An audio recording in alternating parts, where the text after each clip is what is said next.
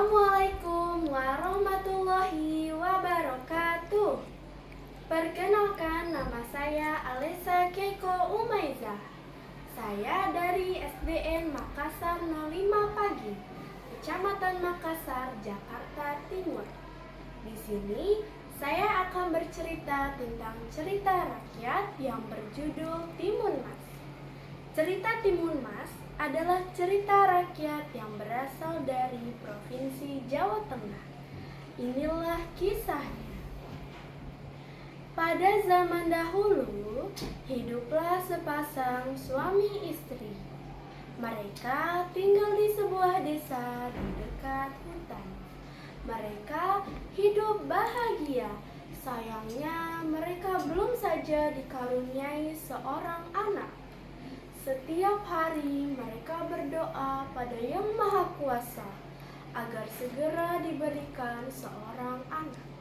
Suatu hari, seorang raksasa melewati tempat tinggal mereka. Raksasa itu mendengar doa suami istri itu. Kemudian, raksasa itu memberikan biji mentimun kepada mereka. Tanamlah biji ini. Nanti kau akan mendapatkan anak perempuan, kata raksasa. Terima kasih raksasa, kata suami istri itu. Tapi ada syaratnya. Pada usia 17 tahun anak itu harus kau serahkan padaku, kata raksasa. Suami istri itu sangat merindukan seorang anak. Mereka pun tanpa berpikir panjang, mereka pun setuju. Suami istri itu lalu menanam biji-biji mentimun itu. Setiap hari mereka merawat tanaman yang mulai tumbuh dengan sebaik mungkin. Berbulan-bulan kemudian, tumbuhlah sebuah mentimun berwarna keemasan. Buah mentimun itu semakin lama semakin besar dan berat. Ketika buah itu masak, mereka pun memetiknya.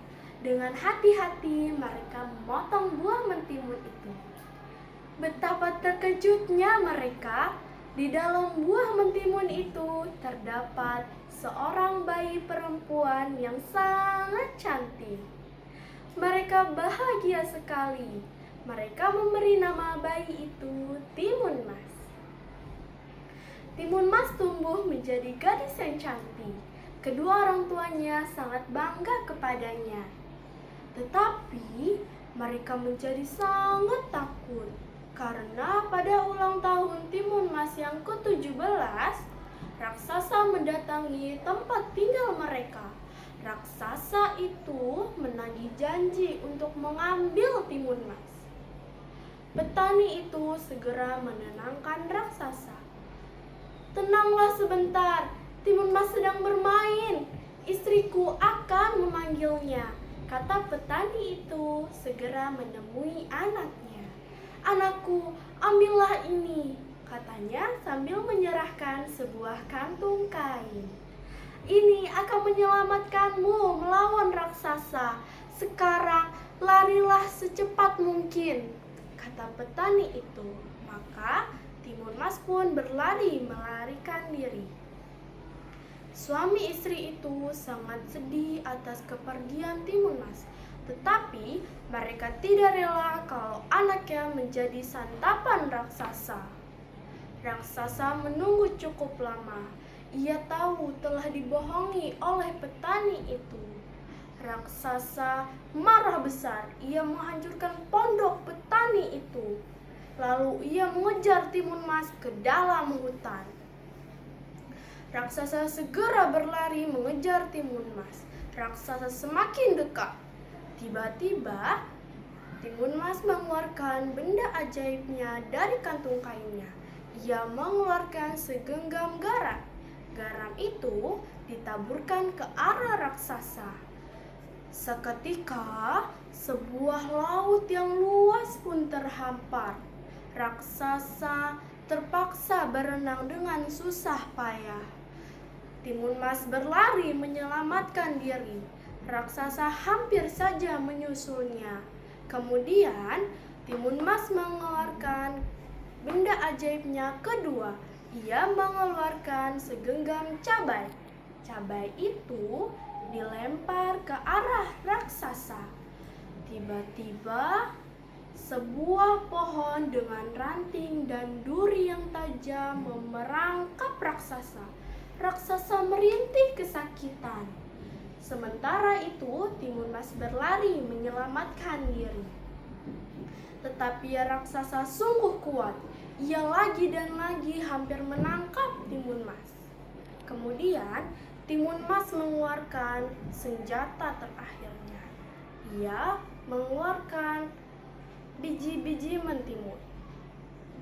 Biji-biji mentimun itu ditaburkan ke arah raksasa.